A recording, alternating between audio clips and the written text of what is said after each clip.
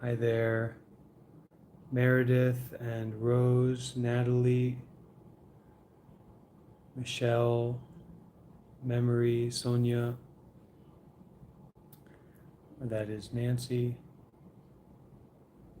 remembering good deeds. So, today we will be looking at the teachings from Sayadaw Ashin Ottamasara, who is my teacher, and we will be using the book, which is a collection of his talks that he's given previously, um, as the sort of guide or the sort of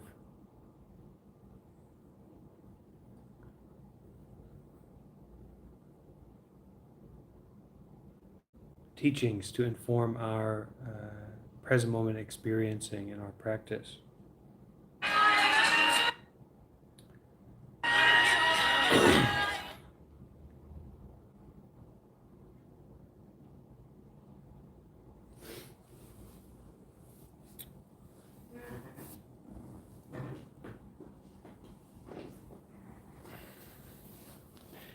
Maybe we can take a few moments just to arrive, to find out where the breath is right now.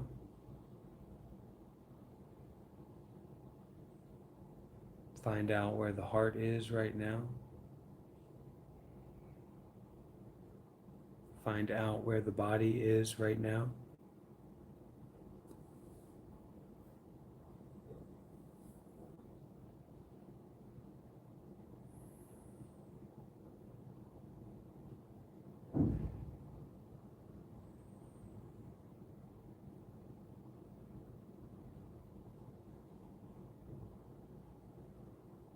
If the mind is a little bit scattered, if we felt a little worked up or agitated in some way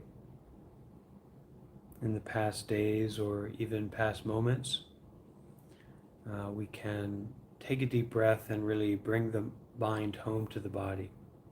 So bring that mind consciousness, that awareness of mental phenomena and thoughts and feelings and ideas and stories.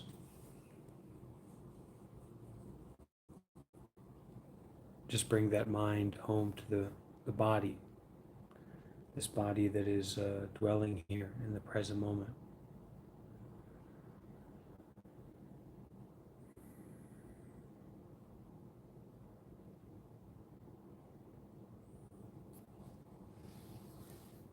And we may notice a sense of comfortableness or a sense of uncomfortableness, a sense of everything being precisely the way that we would like it to be, or a feeling, an experience of everything being not precisely how we want it to be.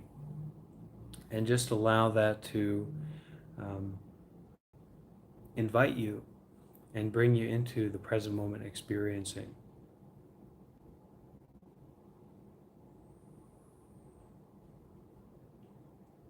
Not necessarily understanding anything,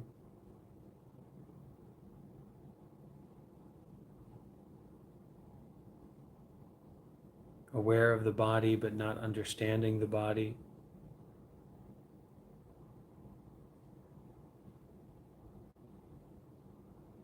Aware of the mind but not understanding the mind.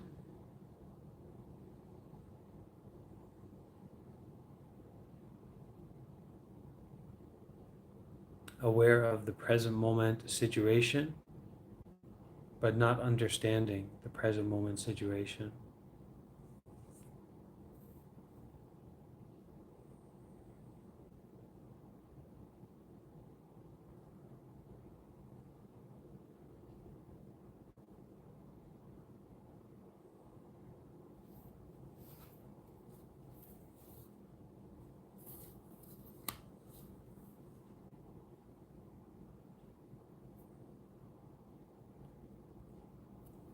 So the title of the reading that we're going to look through today is called How to Do Good Deeds. And this is, we can say, Thabarwa Detachment Meditation Guide. And Thabarwa means nature. So this is a natural detachment meditation guide. How to practice meditation to align ourselves with and also in accordance with the highest truth or the original truth, the original nature, which is the ever new impermanent nature. So I shared this ebook in the announcements on our Discord server. So if you want to have this in front of you, um, it's just a few pages in, and the title of it is How to Do Good Deeds. But we don't need to have it in front of us to listen deeply.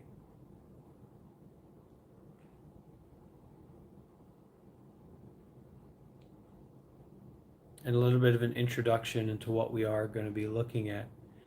Um, the practice of mindfulness and detachment, two really major points here and major teaching points here.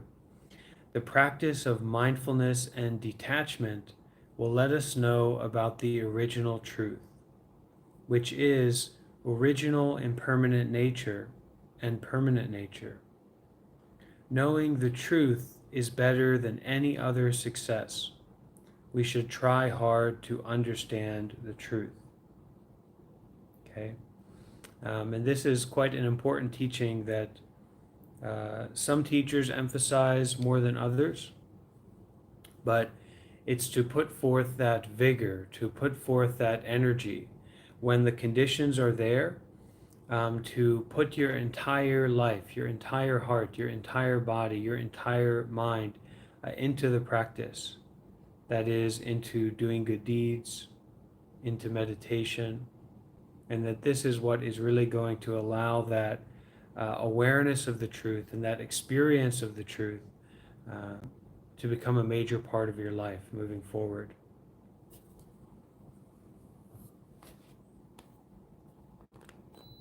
But to do that, we need particular conditions. You're not just going to do a 24-hour meditation retreat in your garage or even in your house. We have to have certain supportive conditions for practicing mindfulness and detachment, for doing good deeds limitlessly, more and more, changing our mind on a fundamental level. We need to have supportive conditions to do that. Otherwise, it's simply not going to be realistic. Okay? Even the Buddha, who we say in Buddhism had already worked for many lives to get to the point where his body and mind were ripe for enlightenment. It wasn't just that one moment or that one life, but many lifetimes, right? The Buddha put forth many different efforts in different social positions, higher and lower mental positions of mental experience or physical experience, to get to the point where he was, where the seeds were there or the potentiality was there for the Buddha to become the Buddha, right? For Siddhartha Gautama to become enlightened. And so also for ourselves, we need to be ready to leave home, be ready to change our life, be ready to open up fully to a new experience and a new way of seeing things if we are going to have a lot of success and progress on the path. It's not simply a matter of, meditating more and more every day and then you have, some enlightened experience. It doesn't quite work like that. Okay, so the teaching of how to do good deeds.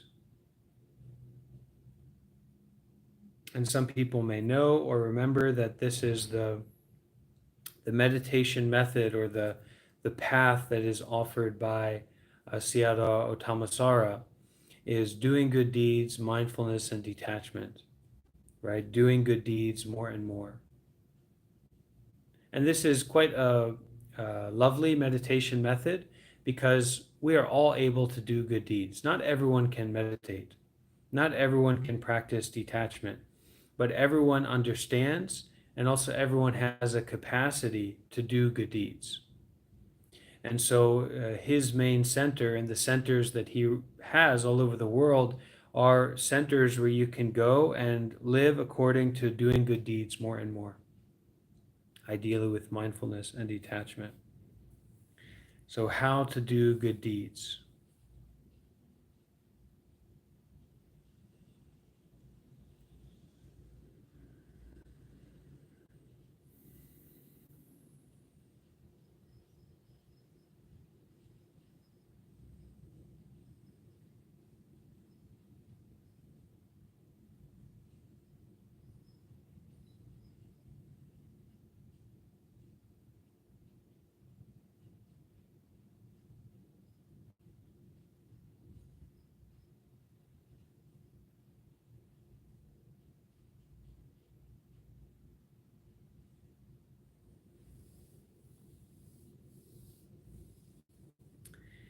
If we use our life for the others, it can be called good deeds.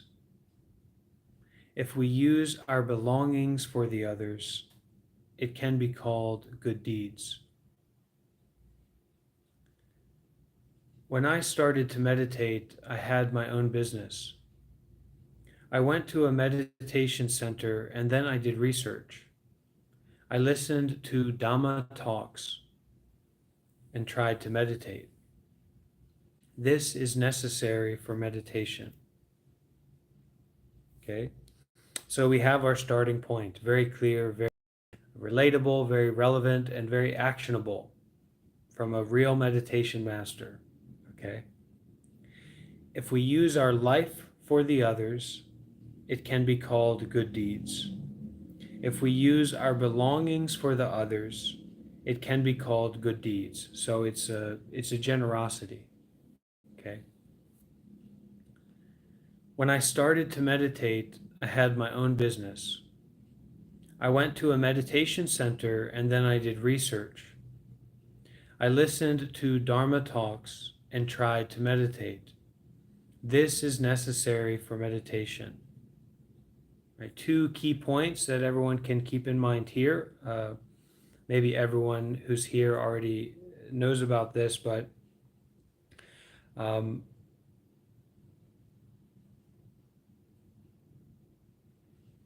went to a meditation center, did research. Great. You can try to find a meditation center in your area. Look into it. Look into Buddhism. Do some research. What's meditation? What's Buddhism, etc. Listening to Dhamma talks and trying to meditate. Okay, Dhamma talks are teachings and talks from high-level monks on Buddhism and meditation, or high-level meditation practitioners. But a lot of monks are kind of a good gold standard. Talks from Thich Nhat Hanh, Ajahn Brahm, talks from Sayadaw Ashin. There's a lot of different great wise people out there. But you might want to check. So if there's someone who you can someone who you consider to have some wisdom or some understanding, bring up the Dhamma talk or bring up the meditation talk, the Buddhist teachings talk that you heard about or found out about with that person or with that community, and say, hey, does this sound right? Does this sound fair? So necessary for meditation, listen to some Dhamma talks and try to meditate. Okay, this is an important one here. Keeping precepts is also necessary for everyone. Keeping precepts, listening to Dhamma talks, and doing meditation are good deeds. Keeping precepts is to stay with and to follow along ethical guidelines for our lives, certain vows that we keep. So the 5 recommended precepts for lay people, for people who aren't monks: don't kill, don't lie or speak harshly, don't steal, that means don't take what's not offered, don't commit sexual misconduct, so be very careful with your sexual activity and your sexual energy so as not to harm yourself or harm others. And 5, don't take drug or intoxicants. So that means no more wine, no more beer, no more alcohol. Reducing, okay, less, less, less. We should do this with right understanding. If we use wrong understanding, our physical action is right, but our mental action is wrong. So the right understanding here is to do according to the truth, or to do only, right? To experience only, right? To not do only, or to do only. Rather than doing from the perspective or the understanding of someone at some place at some time. Taking out this root moment by moment of someone at some place at some time is really essential to developing our right understanding. Taking out the root maybe can also be to step back from this perspective or this position of someone. Right? This view, this understanding of someone at some place at some time. This is the wrong view. This is the wrong understanding. This is the understanding based on a created truth or a story-based truth. But the right understanding is based on anicca, anatta, dukkha. So no self, impermanence, and the unsatisfactory nature, the unsatisfactory quality of any mental and physical phenomena. So if something's not satisfactory, you're not going to hold on to it. You're not going to try and keep it with you, right? If you have a phone and it's unsatisfactory, it doesn't work, you're not going to carry that phone with you. You're going to leave it behind. So the same is true with our mental phenomena, physical phenomena, the phenomenal experiences that we encounter. When we recognize that they are fundamentally not satisfactory, we don't rely on them.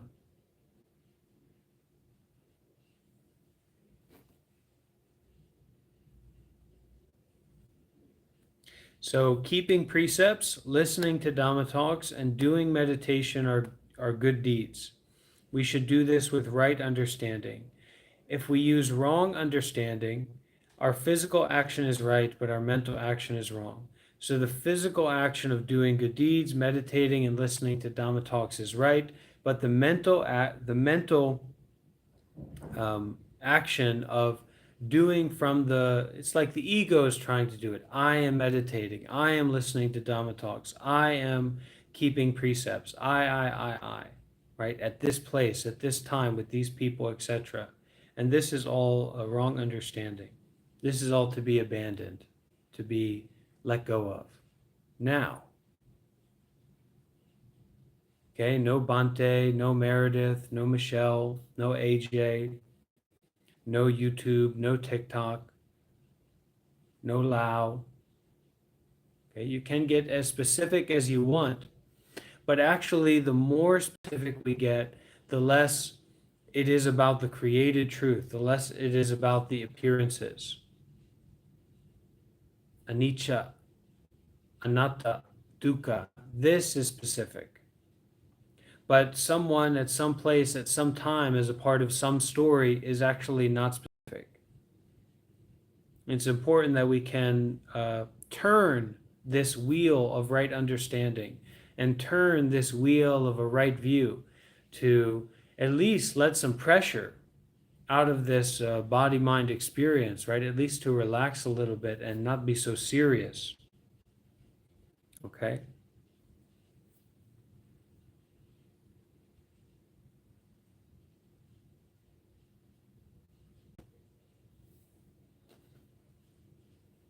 If we do good deeds, it can be called doing good deeds. If we are keeping precepts, listening to Dhamma talks, studying Buddhism, or practicing mindfulness, we can understand that we are doing good deeds. Okay, we can understand that we are doing skillful activities. That is why I am helping people to keep precepts, listen to Dhamma talks, and then meditate. I am helping people by using my life, my time, and my belongings. This is why these actions can be called good deeds. I made a meditation center. This is for all, not a private center, but for the public. Anyone can come and stay, learn, and help now. Okay, this is an invitation, okay, to everyone here. It's nice to have a living, breathing example of the teachings, not just to have this, these old texts, these old words, ideas and stories and beliefs, right? A dusty book to pick up and learn from. But here, Sayadaw Ashin actually have these centers all over the world where people are welcome to stay, learn, and help. Okay? Meditators want to meditate. To meditate at home is not easy because most people are doing other things they want to do. They may study or do business at home, or they may watch TV or listen to songs. That is why meditation at home is difficult for most people. These people who have difficulty to find a place for meditation can come and stay at the center. There are also patients or sick people there. If they stay in my center, I have to take care of everything for them as much as I can. This is also using my place, my belongings, and my life for people in need. This is doing good deeds. If you have the possibility to stay anywhere, you can go anywhere. People who have no place to stay can stay permanently in my center. Anyone have any questions or comments up to this point? Anyone have some idea they feel is important to ask right now or to bring up?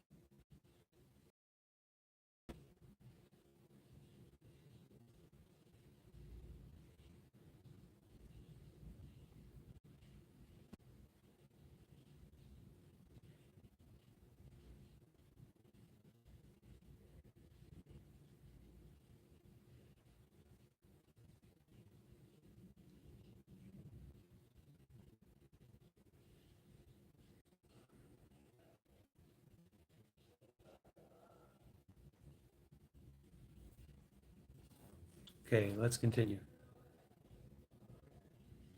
Opening a public meditation center for all is doing good deeds. We will share food, medicine, clothes, and shelter, all that we have, so people with problems in society will come and live in my center. I will feed anyone who comes to my center with what we have. Feeding, guiding, sharing what we have, or taking care of patients and the old aged is also doing good deeds. Because poor people cannot take care of themselves, we have the chance to take care of them. We can build homes, hospitals, and clinics for them. This is doing good deeds. Now I am making a Dhamma hospital for these patients and another for old aged. They will be finished within 1 year. One is a 6-story building and one is 4-storied. And these buildings are long completed, and more hospitals are being built at the present time. Also, refugee camp in the Thai-Myanmar border. It brings something really important up about the spiritual path as a path to change your life. People need to be ready to change their lives. 100%, 110%. You need to be ready to change your life. It's not enough to meditate. It's not enough to do good deeds. It's not enough to have detachment. Okay? For some people, it may be, but it's not for a lot of people. It's not enough. You need to be ready to fundamentally change your life. Okay? What that means is that you need to be ready to abandon everything that you've been involved with up to this point and go out and change. Different environment. You need to be ready to ask for help. You need to be ready to leave everything that you know behind. Your identity, your possessions, your relationships, everything.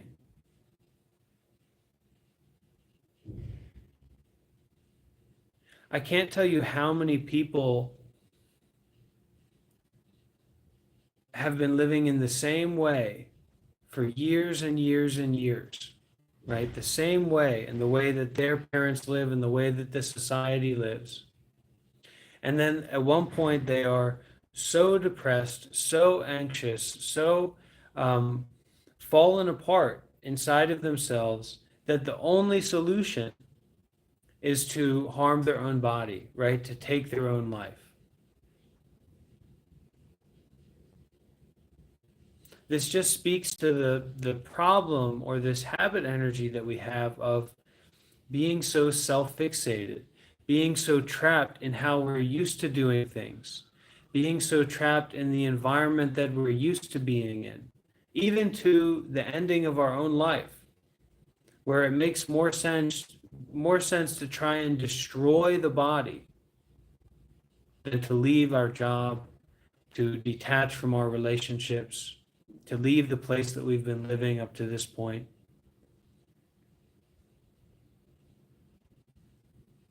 On the spiritual path, you need to be ready to change your life 100%.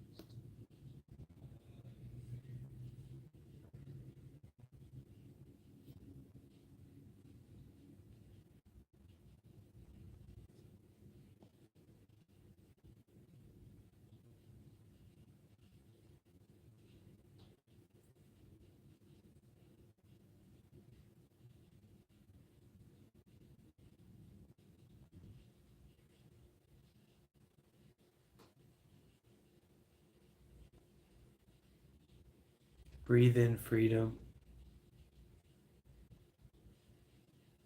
breathe out.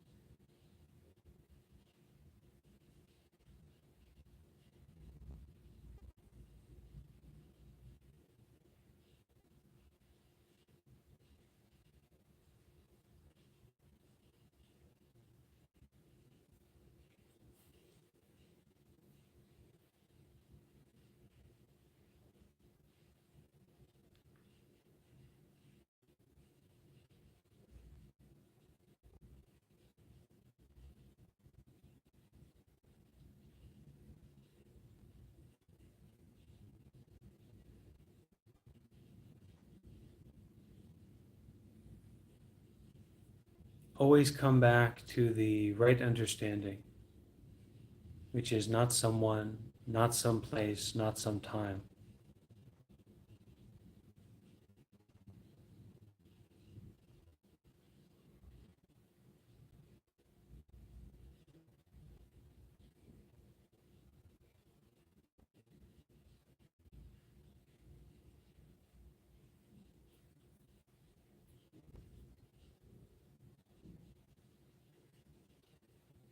I have been helping patients and old aged people for 13 years since I became a monk. So that's more than 20 years now. With time, more and more people came to know about my help, and then more and more people started to participate in helping me and doing like me. So I can take care of more and more patients in old age. If you can think from another point, think from the other side. If we think from the other side, it can be called doing good deeds. If we think from the side of the truth, it is also called doing good deeds. You should learn by practice. In this way, you can know more and more. It is only difficult in the beginning. If you continue, it will not be difficult. Everyone is the same. We have to face many difficulties to do good deeds on our own. If we are able to do and to lose our belongings and our life to do good deeds, we can get these kinds of good deeds as our own. If we do not abandon our belongings and our life, we will have difficulty to continue to do good deeds. It is difficult for one and also for one group. Thabarwa Center is the big group that does good deeds. It started 20 years ago, but only after 6 years did the center really become stable. Before that, there was a lot of difficulty. This center could have been destroyed any time during those past years. But if we are doing right or true, there is power on our side, it is for sure. Most charity groups will do only limited good deeds. They will not do limitless good deeds. My center is doing limitless good deeds, which is why it has been very difficult for it to become stable, successful, and well known. Because to get enough participation from the people is very difficult.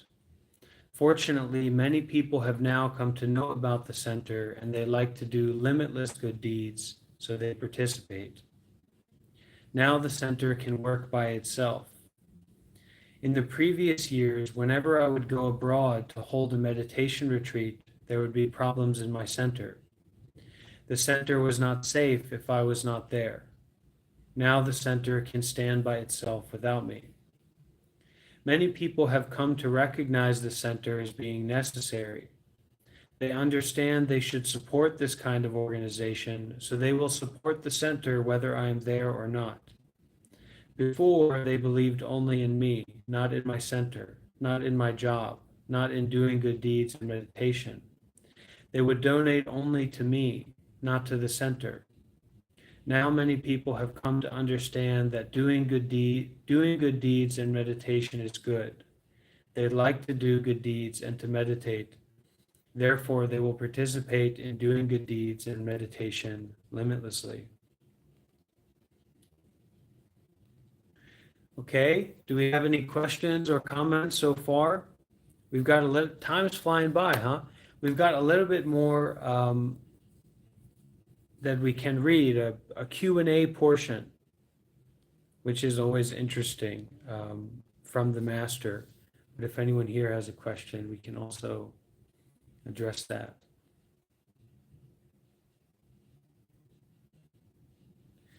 Old New Beaver says, if there is no self, who is the chooser? Who is supposed to make more wise or skillful decisions, or choosing to not follow one's cravings? Not someone, not someplace, not sometime.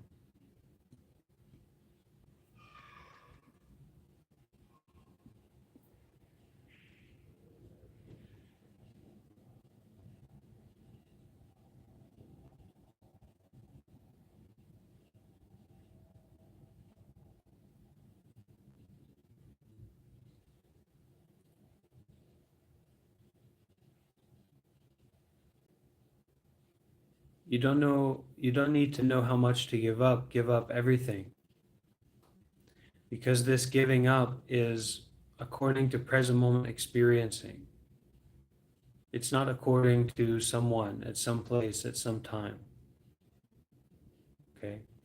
And if we want to give up in a more practical way, then we get involved with an organization or we reach out to help. We listen to Dhamma talks. We stay in relationship with Dhamma teachers and we ask their advice about a particular case,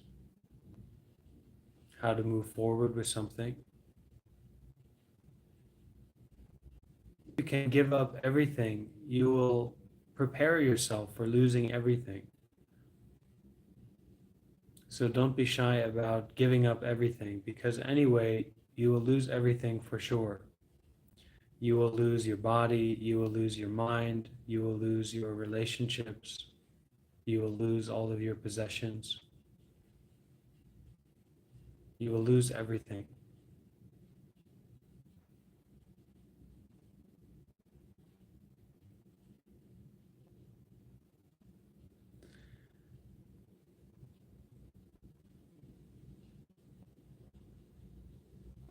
So for me, if I take myself for an example, and the life that I'm involved with right now as an example, um, I am deeply connected with the Buddha, the Dharma, and the Sangha. And I am taking refuge in the Buddha, the Dharma, and the Sangha in as practical a way as is physically possible. So becoming a monk, having meaningful relationships with Dharma teachers, with meditation masters, okay, spiritual masters.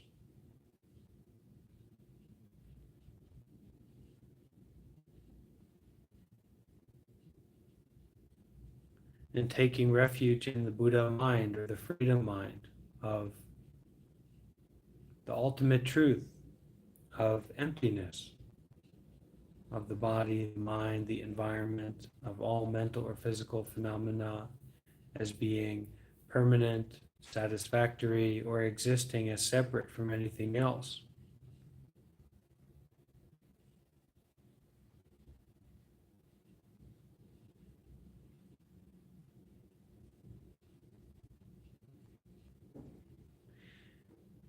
Limitless is full and complete, to accept all, to do for all. Whatever comes is to be accepted.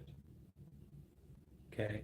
So when Sayadaw was talking about many charity organizations, all right, they are doing good deeds. Maybe they're doing a lot of good deeds, but there is a limit. Okay. This person at that place at that time, okay, we can do good deeds. But this person at that place at that time, no, we cannot. We do not accept. So Sayadaw accept for all limitlessly. Okay, that there's no limit, there's no stopping point for doing good deeds more and more. Doing good deeds not according to someone at some place at some time, but doing only more and more and more.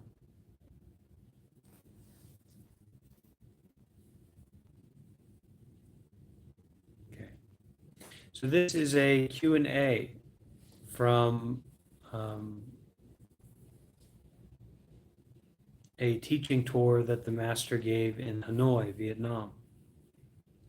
Question: how can we have the right understanding?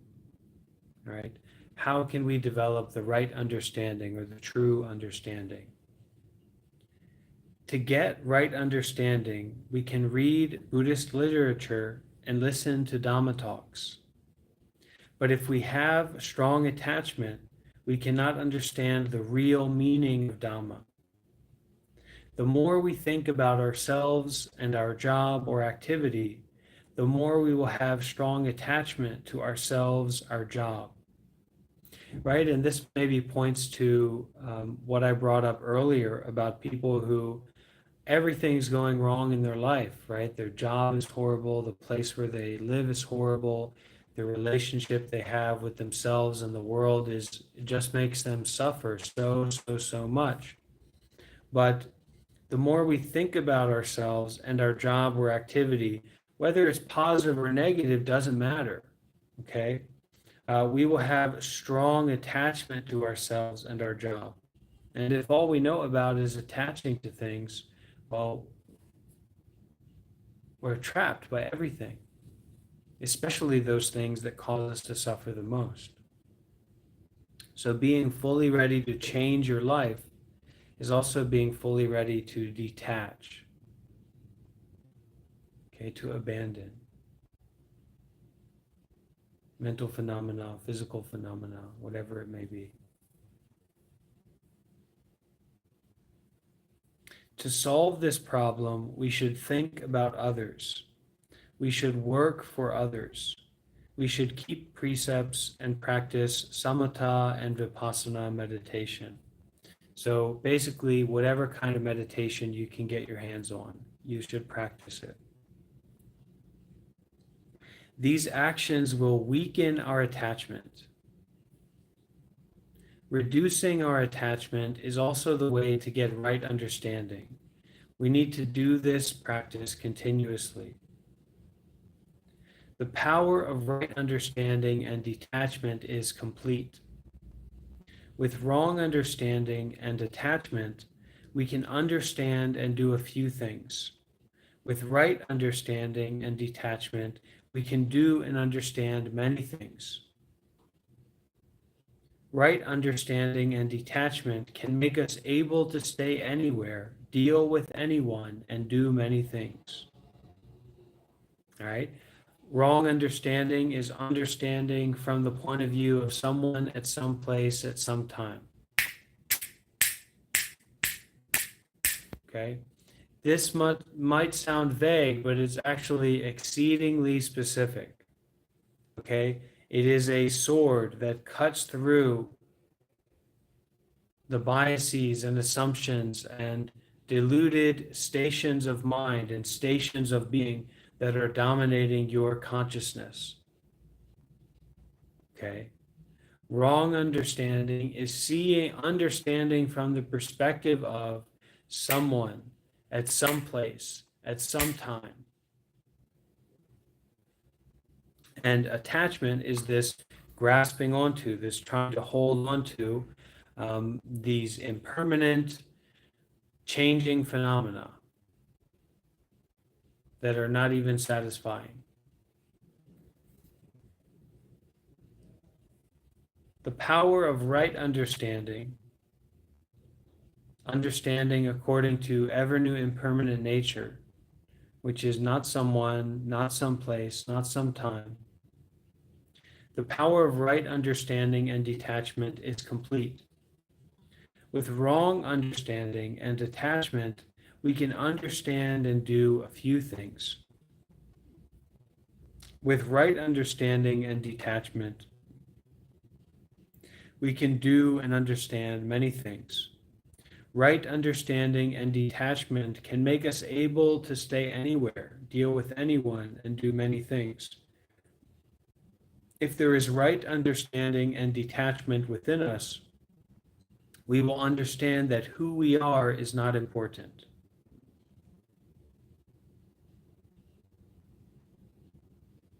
How old we are or how rich we are is not important. Right understanding and detachment are perfect by themselves. There is no need to rely on time, place, or situation. Question: could you explain more about the real meaning of Dhamma? Dhamma is the truth. We are all using the created things without knowing the truth of the created things. We should know the truth of the created things. All created things are to use, to know, to do, and to experience only, without attachment.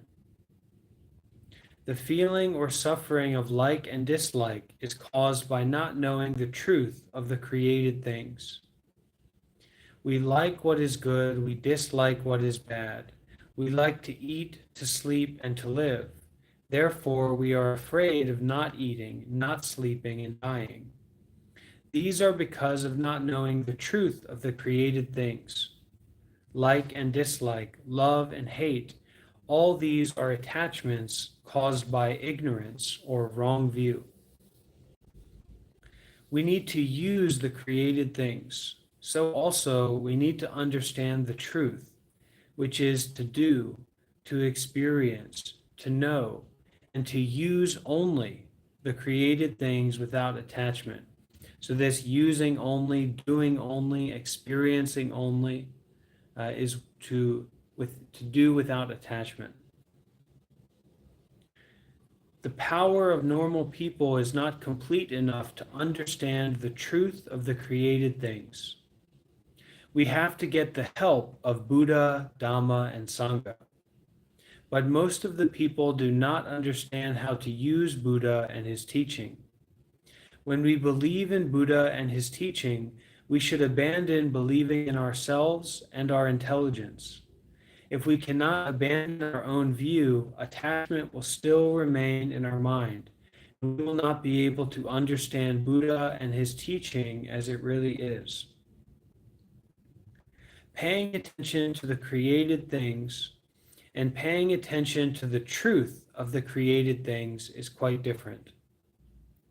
The side effect of teaching about the created things is more attachment to the created things. My latest teaching is not about something or someone, this method or that method, this person or that person. It is just about the truth of all these created things, which is to do, to know, to experience, and to use only. By listening more and more to my teaching, many people get more and more detachment from the created things. In this way, they can understand more and more about created truth and original truth. Most people may not understand my teaching, but if they continue to listen, they will be able to detach from created things. Then they can understand the truth of the created things. If we understand the truth, both good and bad experiences, successes and failures are all to experience only without attachment. If we see from the side of good and bad, today's question and answer session is not a good one. But if we see from the side of the truth of the created things, both good and bad situations are to experience only. If we know the truth of the created things, the mind can be released from stress and worry anytime.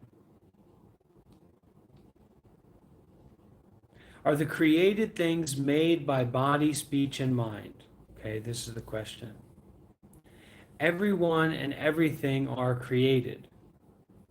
Movie characters can work together because they are all created. So also, the created things and people can meet and work together.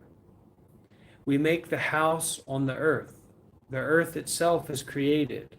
The house is also created. All are in the mind. The mind uses intelligence. The intelligence of human beings is created. All our normal knowings come from our intelligence. Therefore, all our normal knowings are created things. We think this is a temple, this is a statue of Buddha, and this is Hanoi, Vietnam. All created things are in the mind, okay? We think this is YouTube. We think this is Bante. We think that is Michelle. These are all created things in the mind. They are creations, or rather, they are formulations. They are comings into being of cause and effect of conditions, creations, manifestations, expressions of cause and effect. The mind we are using itself is a created thing. To know the created things is very easy, but to know the truth of the created things is difficult. If we don't know the truth of the created things, we can never understand the created truth. The truth of the created things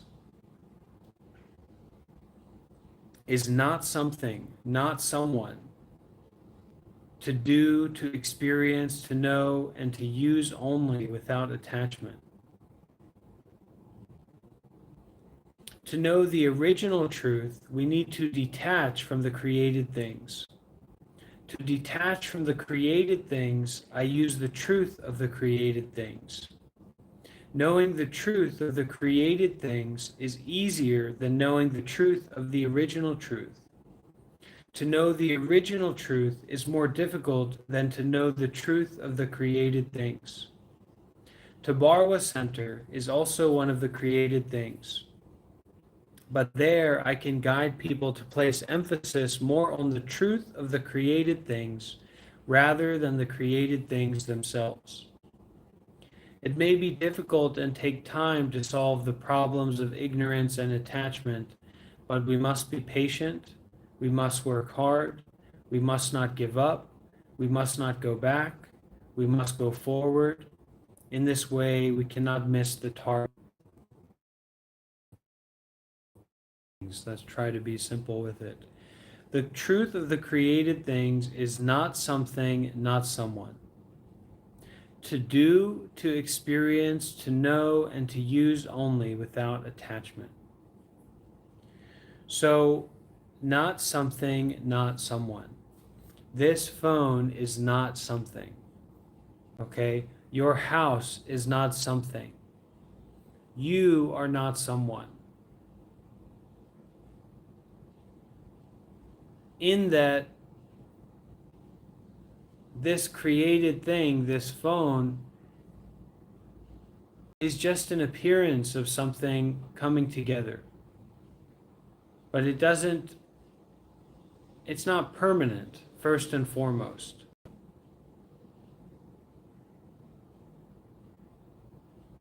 So can we see through, this is the question, can we see through the apparent permanence of the phone? Right? Maybe you're looking at a computer or a phone right now. You're looking at the phone. Can you see through the apparent solidity of that phone? Or the apparent permanence of that phone? So the phone is appearing right now to be working, to be functioning, to be solid. But can you see, rather than the appearance of that phone as being solid and working, okay, can you see the capacity and the nature of that phone actually to fail at any moment?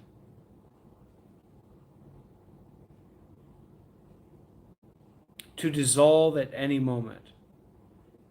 And so now we are looking to the nature of this created thing, or the created truth. The truth of the created thing, rather than just fixating on the thing.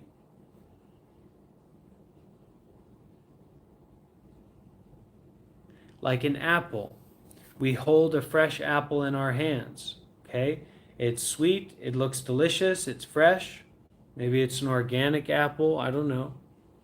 So you're holding it, and even though it's there in front of you right now, solid and fresh and edible, can you see that its nature is not to just stay that way, but actually its nature is to dissolve. Its nature is to go back into its parts. All right? So this is the truth of the created things.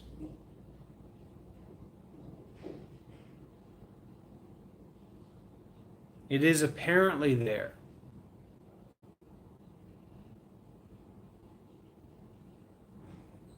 But it's also clearly impermanent.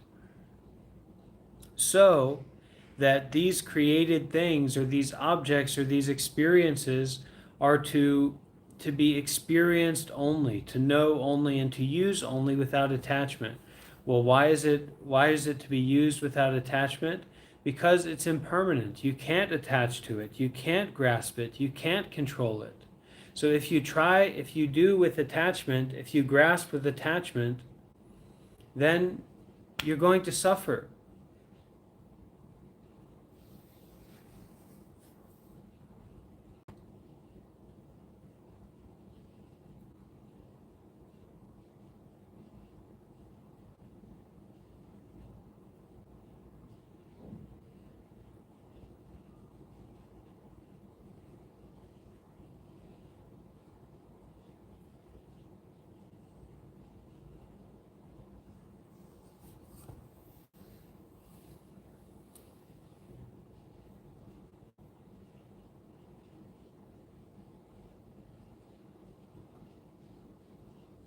So rather than of ever new impermanent nature, it may be easier for us to look at the truth of created things, look at the truth of this body, permanent,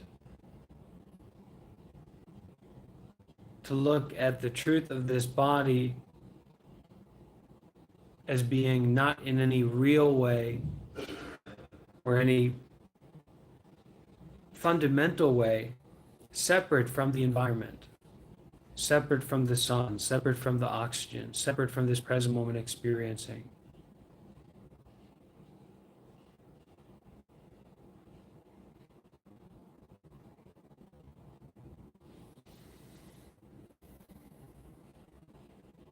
And actually, this body